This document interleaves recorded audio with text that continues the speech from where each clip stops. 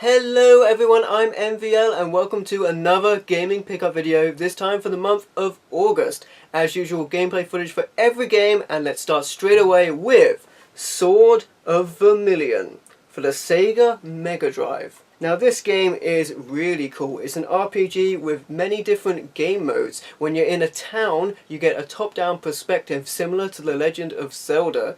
When you leave a town or go into dungeons, you get a first-person perspective, and this is similar to what you might find on PC role-playing games. Finally, when you get into a random encounter, you have a top-down hack-and-slash mode where you attack your enemies. All in all, this makes for a very versatile and interesting gaming experience.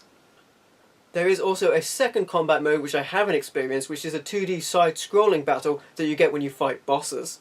Very impressed with this game, really cool how they put so much gaming versatility into one cartridge. That's Sword of Vermilion for the Sega Mega Drive. And next up for the PC we have Space Tripper. This was a super find that I found at a CEX for just 50 pence. It's a 3D space shooter and it's really cool. Instead of being a scrolling shooter, you have an environment that you can move around. Your enemies will spawn randomly around you. Your controls let you flip your ship around and change the colour of your ship, which changes your firing modes. When your ship is red, you have a good spread, and you think this might be the de facto way to play, but it's not as powerful as a blue mode, which is a straight shot but more powerful, so better for taking out single targets. Very impressed with this game and a great find, Space Tripper for the PC. Moving on, we have Asteroids for the PlayStation 1. This is a graphically enhanced version of the classic Asteroids, and if that's not your thing, this also includes the original Asteroids game on the disc.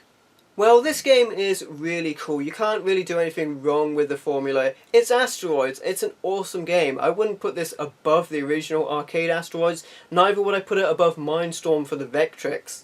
If I had one complaint about Asteroids for the PlayStation 1, it's that it's a little hard, and I got pretty stressed out recording gameplay footage for this when I did.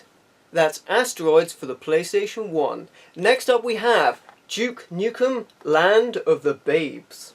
Truthfully, I mistakenly purchased this when I was trying to find Duke Nukem Time to Kill. I have fond memories of that game and the awesome opening with the music from Stabbing Westward, the thing I hate, so I was interested in seeking it out.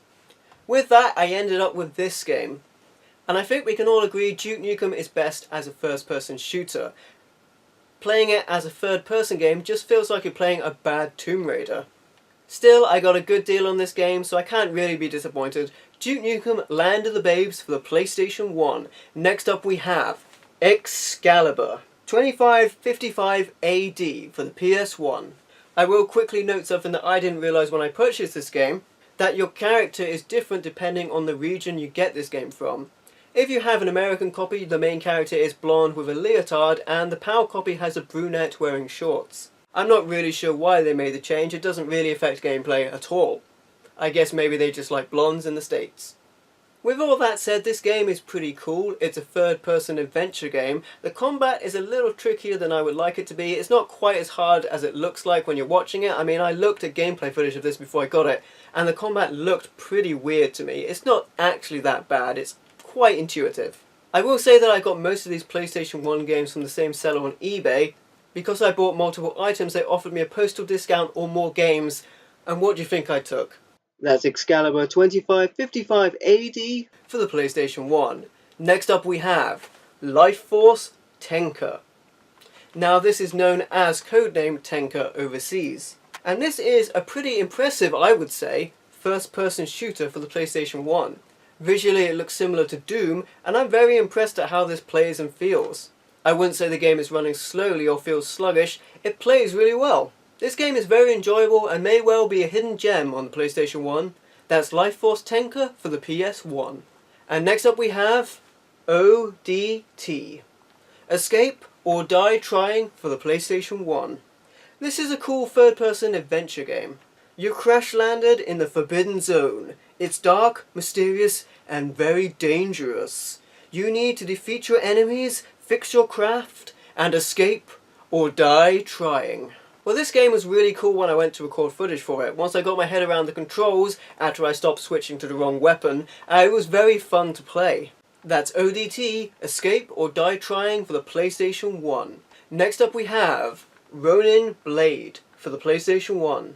This game is also known as Soul of the Samurai overseas.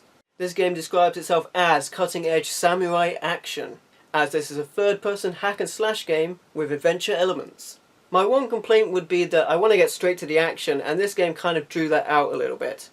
Having said that, this game does look really cool, and I will be getting back to it later.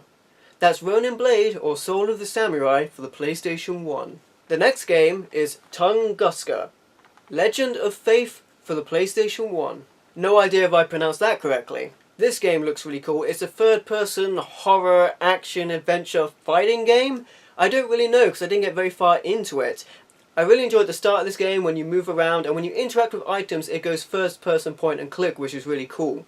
What I didn't like is the fighting mechanics, and I found myself constantly outmatched by the enemy. This could be because I didn't look up the controls before playing, or it could just be because it's really hard to play. When I finally made it past the first monk I met by beating him up, I met another who kicked my proverbial very quickly.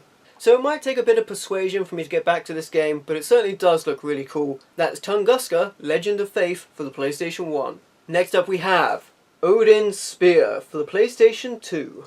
This game looks savagely cool. It's a 2D side-scrolling hack-and-slash game, although it does have other elements to it, including RPG. While you may be a little disappointed that this game is not 3D, it really does give you the best 2D visuals possible. With a little 3D embellishment, it looks fantastic. The PlayStation 2 is very capable of making these kind of graphics really stand out and look fantastic, with an amazing colour palette and effects. I will return to a common complaint I have with this type of game, that I had to sit through a lot of cutscenes and text to get to the fighting. Although the fighting was really cool, I did want to get straight there, and that's my only complaint with this game. Other than that, it's cool. It's super cool. It's so cool. That's Odin Spear for the PlayStation 2. Next up we have Just Cause for the original Xbox. As I understand, this game also made it to the Xbox 360, and having played it, I kinda wish I got that version because it would look better visually, and it would also be widescreen. With that said, this game is still really awesome. You, as Rico Rodriguez, are a top secret agent about to start a revolution, and you do that by shooting things, making stuff blow up, using turret guns attached to vehicles, and causing general chaos. And that's what I like doing in video games, so I really like this game. I will be seeking this out on the Xbox 360 to get an upgraded version, but this game is really sweet. That's Just Cause for the Xbox 360. This next game is one I've been searching for quite some time. Silent Hill 2 Inner Fears. Now the Xbox port of this game is similar to the PlayStation 2 Director's Cut version, which came out a little while after the original PlayStation 2 version. I do have the PlayStation 2 Director's Cut. Unfortunately it sustained a lot of water damage along with much of my collection at one point. Very sad about that. However, this is probably the definitive port of Silent Hill 2. I am aware that there's a HD remaster, but as I understand that's not that good, especially with the mist effect looking pretty bad. The Xbox extras include a new bonus scenario never seen before where you control Maria, new areas, weapons and items, blood-curdling Dolby digital sound, and enhanced graphics and lighting effects. Really cool, really happy to pick this up. Silent Hill 2 Inner Fears for the original Xbox. And next up we have State of Emergency. This game was brought to us by Rockstar, who you may be familiar with from the Grand Theft Auto games. Whilst this game does have a more cartoony art style than GTA, it does still maintain the high level of violence and anarchy that you would expect. I've said this before with games like Postal 2 for the PC. I genuinely don't know what you're supposed to do in this game, because as soon as I started playing, I just started killing people and causing chaos. You can pick up guns, you can pick up weapons, and even anything lying around to attack the people around you. As far as I can see, your goal is just to cause chaos all around you, and I'm fine with that. That's how I like to play. And I mean, I don't need anything else. This game was really fun. That's State of Emergency for the original Xbox. Next we have The Bard's Tale for the original Xbox. A quest for coin and cleavage. Originally billed as a sequel to the original Bard's Tale for the PC, this is actually more of a satirical take on role-playing games in general. GamePro gave this game 4 out of 5. Plenty of hilarious moments that role players will love. And I certainly do love playing this type of game, so I can't wait to get stuck into The Bard's Tale for the original Xbox. Next we have Shadows of the Damned for the Xbox 360. This is a real dark and gory shooter game that describes itself as one hell of a trip. I've only played a little of this game, but I can certainly say it's not for the faint of heart. This game features brutally demented boss battles and psychologically twisted, visceral combat. Time to rescue your love kidnapped in the city of the damned. That's Shadows of the Damned for the Xbox 360, and finally we have the Crash Bandicoot N-Sane Trilogy for the PlayStation 4. I was very pleased to pick up this remastered package of the first 3 Crash Bandicoot games, particularly as I no longer have a copy of the original Crash Bandicoot game for the PlayStation 1, which by itself sells for double what this package goes for. You have the first 3 games fully remastered, including Crash Bandicoot 2, Cortex Strikes Back, and Crash Bandicoot 3 Warped. The game boasts stunning new animations and graphics and has 2 playable characters, including Torna the female Bandicoot, which is added to the existing games. It's really great to have this. These are awesome games. That's the Crash Bandicoot N-Sane Trilogy for the PlayStation 4. And that's it! Those are all of my video game pickups for the month of August 2017. Thank you for watching. Please like, comment, and subscribe, and I'll catch you next time.